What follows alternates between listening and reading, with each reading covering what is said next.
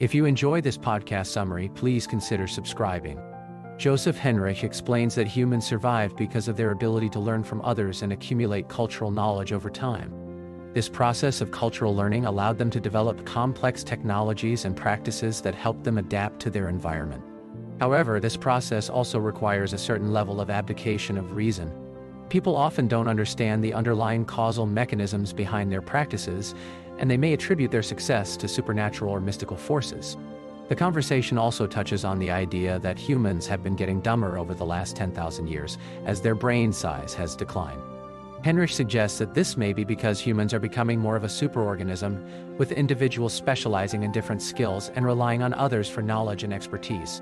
Henrich emphasizes that various suites of cognitive abilities are favored in different environments, and there is no single generalized intelligence applicable across all human environments. He notes that education significantly increases one's IQ, and that the way one's horsepower is directed is not entirely set by adulthood, but rather is a continuous scale that can be influenced by various factors. The conversation then shifts to the topic of the mechanism behind the development of technologies and social institutions. Henrich explains that it's a dynamic process, with expansions and collapses occurring over time. He suggests that the accumulation of knowledge and ideas is a gradual process, with groups learning from each other and adopting new technologies. Henrich also discusses the role of state capacity in the expansion of populations. He argues that institutions such as state bureaucracies are part of the innovative process of the collective brain. These institutions allow for the organization and movement of people, which in turn enables the expansion of populations. The conversation also explores the idea of Chesterton's fence, which suggests that cultural practices should be preserved unless their underlying logic is understood. Henrich notes that the Church's actions can be seen as an example of breaking down this fence, as they did not fully understand the consequences of their actions. Henrich shares an example of his work as an expert witness in a Canadian court case, where he informed the court about the potential effects of legalizing polygyny. He notes that the Church's actions in breaking down kin-based ties ultimately benefited the Church, but it is unclear whether this was their conscious intention. The conversation turns to the topic of immigration and assimilation. Henrich discusses a paper he co-authored which showed that immigration can have a causal effect on cultural traits. He argued that while it may take more time for people from distant societies to integrate, the potential value of having diverse ways of thinking and different ideas can be valuable. Henrich also addresses the idea of reciprocal assimilation, where immigrants not only assimilate into the host culture, but also bring their own cultural practices. He noted that while this can lead to a fusion of cultures, social interactional traits operate differently than things like food types. The conversation then turns to the topic of science and its cultural evolution. Henrich notes that the standards by which we count a good argument and good evidence are themselves culturally evolved.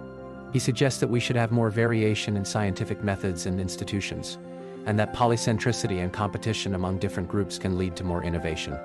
Henrich discusses his current project, a book on collective brains. He's exploring the idea that humans are designed to think and solve problems in groups, rather than as individuals. This collective approach can actually help mitigate cognitive biases and lead to better decision-making. Henrich is excited about the potential implications of this research and how it can help us better understand human intelligence and problem-solving.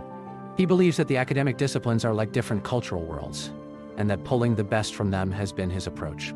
The conversation concludes with Henrich's thoughts on the future of human innovation and the importance of cultural evolution in shaping our collective brain. He suggests that a single superintelligence is not the most likely outcome, but rather a society of AIs that can learn from each other and accumulate knowledge over time. Main learning from video.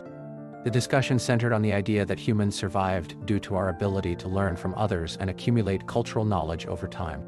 Henrich emphasized the importance of the collective brain, institutional changes, and the accumulation of knowledge and ideas in shaping human history.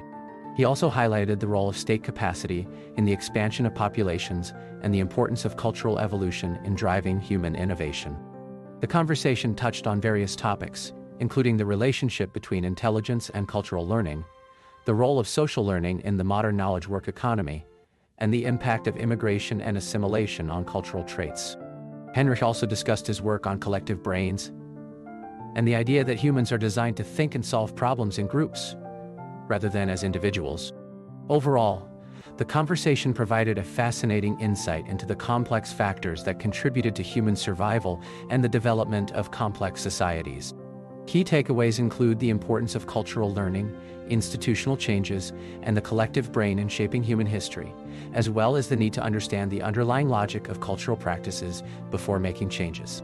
If you are interested to listen to complete 22-minute summary and unlock detailed insights for each topic discussed in the video, check out quick podcast summaries on Spotify and Apple Podcasts with free trial, and later, just for the price of candy. Happy listening.